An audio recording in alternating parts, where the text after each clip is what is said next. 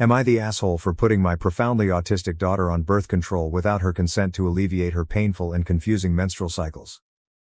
I, 45F, have a daughter, 19F, Layla, who is profoundly autistic.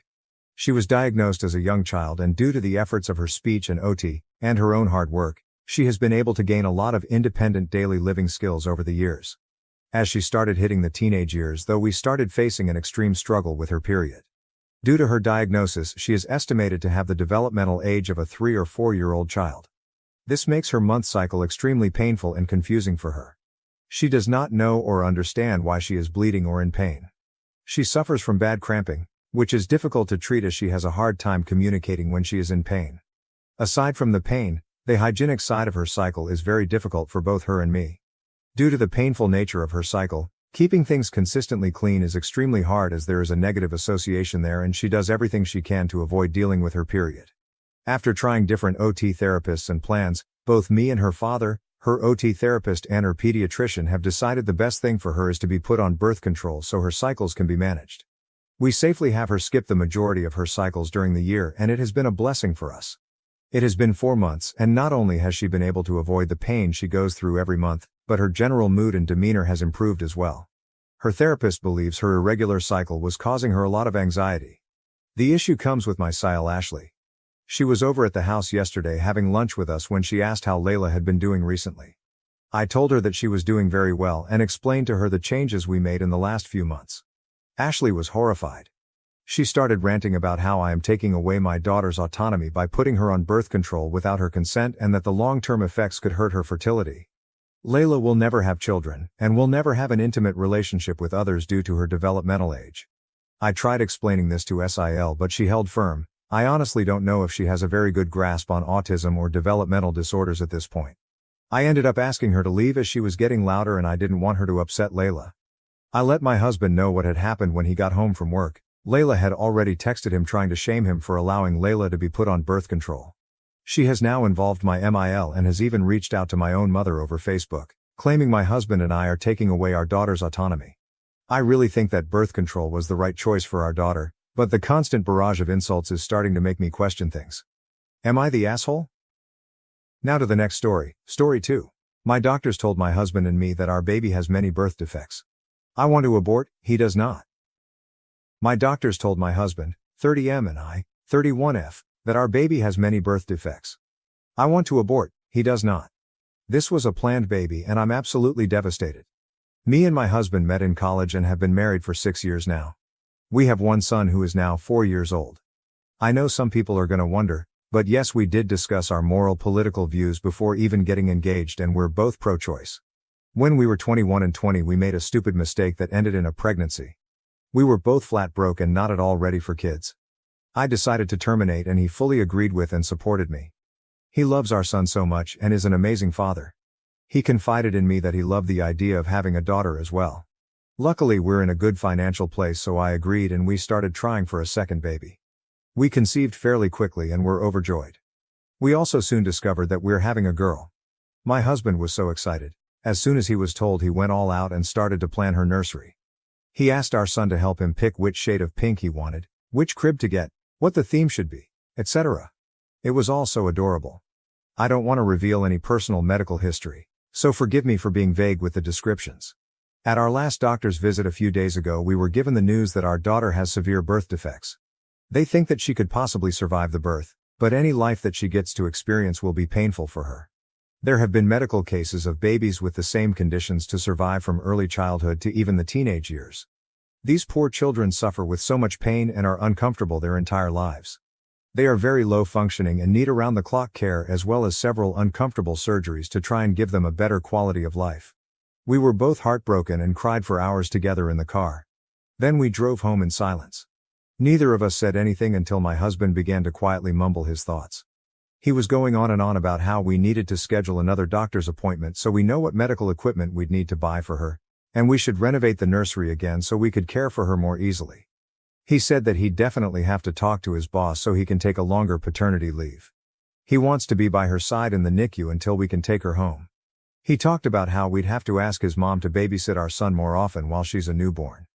He even said that maybe we could sell one of our cars, move to a smaller house, and take our son out of private school so we'd have more money to pay for our daughter's care. I was silent until he asked me what I thought. I was blunt and said that I think we should terminate the pregnancy. Now I feel bad for saying it that way, but I was still frazzled from the news. This made him very upset. He began to cry and ask why I don't want our daughter, even with disabilities. I mentioned our previous abortion. He said it was different because it was unplanned and we had no way to take care of the child. Now we're in a pretty good place financially, so theoretically we could shoulder the cost of our daughter. I have a bit of personal history with this type of situation. My best friend in high school was at my house all the time because her parents were way too busy with her severely autistic older brother. They did love her, but she was pushed to the side her entire childhood. I told him this story. He said that we'd do better by our son and daughter. My best friend's parents were stupid for having a second kid after they already had a disabled one. He then seemed hopeful for a minute and asked if I was just afraid. He promised that he'd be by my side the whole time and we could do this together. I told him it's not about fear. Our daughter will be in pain constantly if she's born alive. It would be a short and painful life for her. I love this baby so much already, I don't want her to suffer like that. He began to yell that even if she doesn't live long we could still pour our hearts and souls into making her life as fulfilling as possible. I didn't respond and he stormed inside. It's been a couple days now and he won't even look me in the eyes. He sits in the new nursery for hours. Our son is very confused.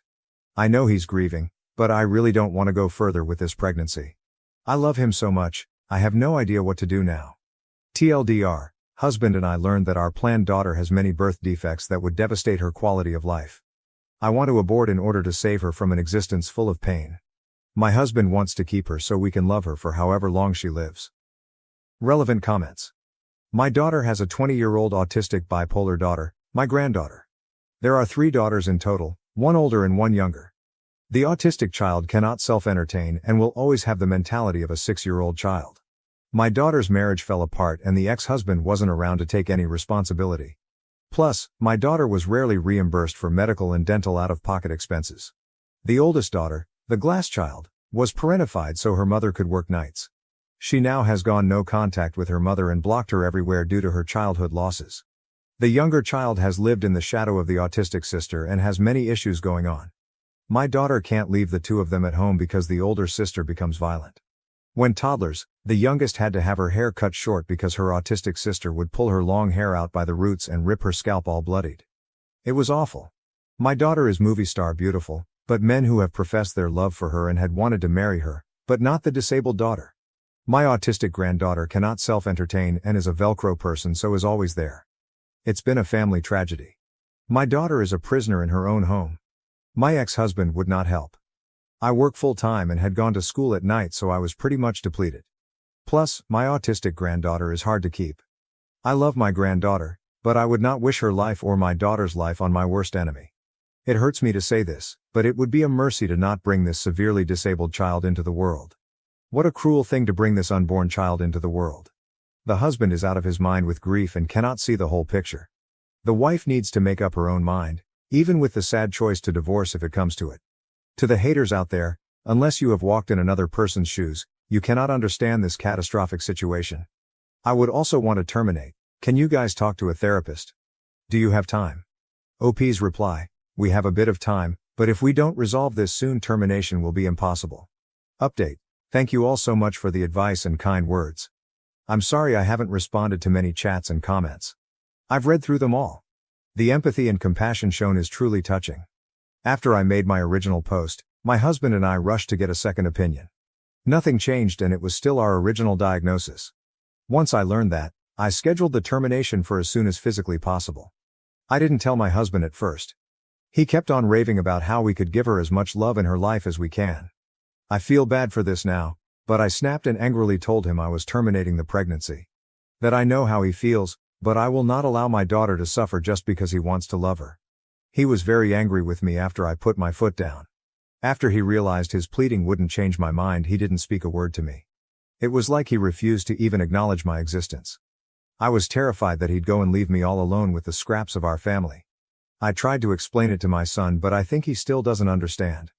Then, the night before the procedure, he stepped into my room and apologized for everyone and promised to be more supportive of me from now on.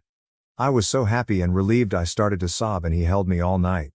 My original plan was that my mom would drive me to the hospital, then once it's done a close friend would take me home. Since it was only the night before, he said he couldn't miss a full day of work, but really wanted to drive me home. I agreed to let him, and then the procedure was done in the morning. My son is having a long sleepover with my best friend's family. I don't want him to see me like this. The next morning the termination was done. It went fine with only minor physical pain, but the emotional toll was crushing. After I was done, he didn't show up to get me. I waited for hours and he wouldn't answer any of my calls. I ended up having to call a friend out from work to take me home. When we got there, I saw just one note on the counter saying he can't do this. A few of our daughter's special toys were removed from her nursery. My entire life has fallen apart in a matter of days. I asked my mom to watch my son for a little while. I still can't contact my husband. Everything feels so pointless. Relevant comments. I'm a doctor and I work in an ICU seeing children exactly like the one you may have had. If I were in your position, I would have done the same thing. Let me be clear and say that nobody in your partner's position has a clue of the emotional toll that parents of severely disabled children go through. Everyone thinks they know what it would be like, but they're often wrong, and more often the parents of the child are struggling a lot. Whatever happens, FYW, I think you made the harder, but smarter decision. Who's to say your husband wouldn't leave the exact same way after seeing your daughter suffer alive in actual pain? Leaves you a note on the table one night, "I can't do this," and leaves you to care for her yourself. Thank you for watching. If you haven't subscribed yet, please do so and hit the notification bell to stay updated with more shocking real-life stories happening around you.